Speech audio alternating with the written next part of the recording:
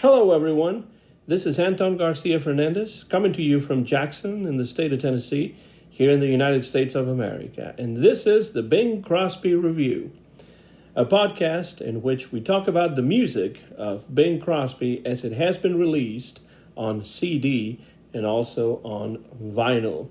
And today, on this episode, we're going to go back to the year of 1956, the year in which Elvis had the first big hit of his career with Heartbreak Hotel on RCA Records. 1956, a year in which Bing did not have an exclusive contract with Decca anymore and was at liberty to take on his own projects. This album right here, wonderful album with Buddy Bregman called Bing Sings Whilst Bregman Swings. This album with Buddy Bregman for Verve Records was one of his most interesting of the 1950s. Bing Sings Whilst Bregman Swings. And note that the title itself says whilst instead of while, which is perhaps an allusion to Bing Crosby's polished way of talking and vast vocabulary. Bing sings whilst Bregman swings. Bing Crosby fans are divided in their assessment of this album. Some feel that the Bregman arrangements are too noisy, too brassy, and they feel that those arrangements get in the way of the singer. Others, like me, really enjoy the album and consider it one of Bing's best in his entire career. This album, no doubt, features a much more modern-sounding Bing Crosby, whose singing style had always been heavily influenced by jazz from the very beginning. But who is Buddy Bregman? We can see him right there, dressed in red. He was, as you can see, you compare Bing Crosby and Buddy Bregman, you can see that Buddy Bregman was much younger than Bing Crosby. Bregman was a young arranger at the time, kicking off his musical career in style. He was a nephew of composer Julie Stein, and he had already had a huge hit with Gogi Grant's The Wayward Wind. And he had done a wonderful job arranging Ella Fitzgerald's Cole Porter songbook for Verve Records. Ella Sings the Cole Porter Songbook, a classic Ella Fitzgerald album. Buddy Bregman had also worked with Gary Crosby, one of Bing's sons. So there was a connection right there between Bing Crosby and Buddy Bregman. But it was apparently Bregman's idea to do this album. It wasn't Bing Crosby's idea. Bregman pitched the idea to Bing, who at first wasn't completely sure, but finally accepted, and so Bregman ran a few standards by Bing, and Bing selected the ones that he thought would work best. As you can see, if we turn the record over, 12 in total. Bregman was given complete freedom to choose the session musicians by Bing, and so Bregman assembled a group of some of the best jazz musicians in Hollywood. Apparently, Bing was very accommodating and basically only had one request, and that was to do the sessions at 9 o'clock in the morning. Probably because he wanted to hit the golf links after lunch. This was actually typical of Bing to record early in the morning, be it because of golf or other reasons. The 12 tracks on this album were cut in 2 sessions, 6 on June 11th, 1956, and 6 on June 12th, 1956. Norman Granz, the founder and director of Verve Records, was not present at the sessions, and as far as we know, may never have actually met Bing Crosby in person. Buddy Bregman himself remembers that Bing Crosby was a little bit concerned that the brassy arrangements could cover up his voice. But that really, in my opinion, not everybody agrees with this, but in my opinion, that is not the case. The result, Bing Sings Whilst Bregman Swings, is one of Bing's best albums, one of his most interesting releases of the 1950s.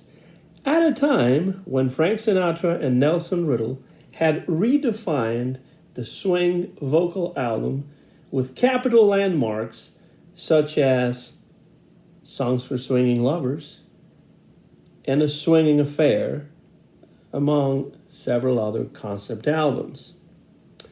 It is too bad, really, that Bing Crosby did not make more albums in this vein. This album sold well, but not as well as other Verve albums released at the time. For example, the collaboration, now classic, between Louis Armstrong and Ella Fitzgerald. It didn't sell as much as True Love, the main tune from the film High Society from the same year. True Love was a much bigger hit, and this album got less attention than I think it deserved.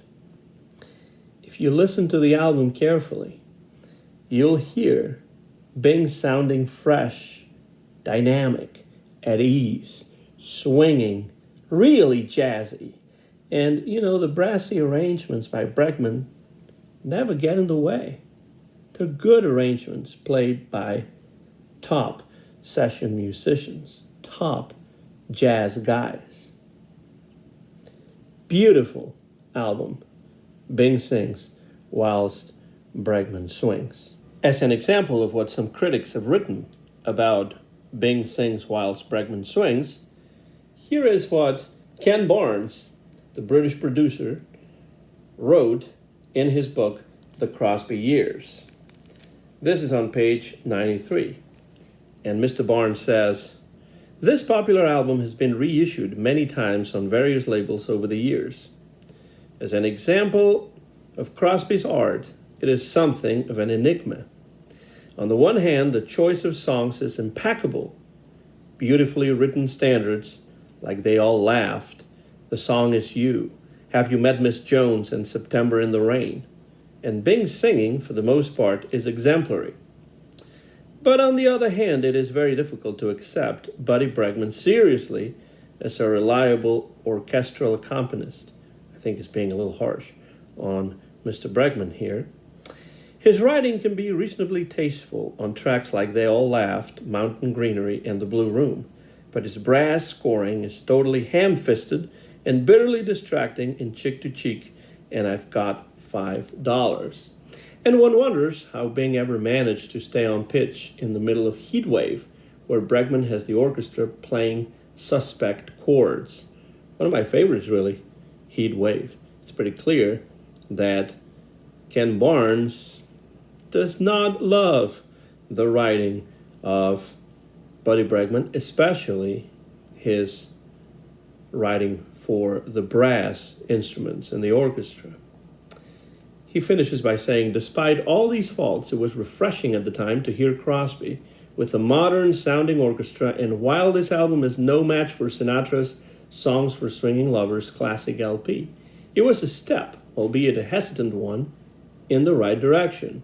The album was recorded on 11th and 12th of June 1956. That's what Ken Barnes says. And, there's no reason to compare this album with Sinatra's Songs for Swinging Lovers. They're both good albums in their own ways, and they're not exactly the same. I do not believe that Buddy Bregman was here clearly trying to emulate Nelson Riddle's work on that album, because Bregman, as an arranger, sounds quite different. Bregman, as an arranger, was also younger than Riddle, and that shows. This issue that I have in my hand, this edition of Bing Sings Whilst Bregman Swings, is an excellent 2001 Digipack CD reissue with new notes by John McDonough. You can open it like this, and you have some pictures on the inside.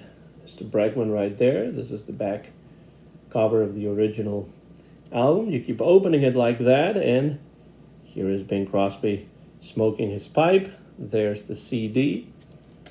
And right here, you will find the booklet with another picture of Bing. There's the original cover, a little bit bigger. And new notes. Well, the original notes are in here, written by Donald Freeman, a television editor. And then you also have the September 2000 notes by John McDonough, which I can tell you are a lot more positive than what we just read from Ken Barnes. Great edition, and it's really a pleasure to listen to Bing Crosby with good sound and in such a tasteful release. Bing Sings Whilst Bregman Swings. From 1956, Bing Crosby in Hollywood, in the studio, with a bunch of amazing jazz musicians from the West Coast and some fine, if brassy, arrangements from Buddy Bregman. Let me know what you think about this album. I know some of you will love the arrangements. Some of you may not like them as much as I do. But to me, this and Bing with a Beat are two of Bing Crosby's best albums in his entire career. Thanks for listening. Thanks for any comments you may be able to leave underneath this video. This has been a new episode of the Bing Crosby Review. My name is Anton Garcia Fernandez, signing off right now. So long, everybody.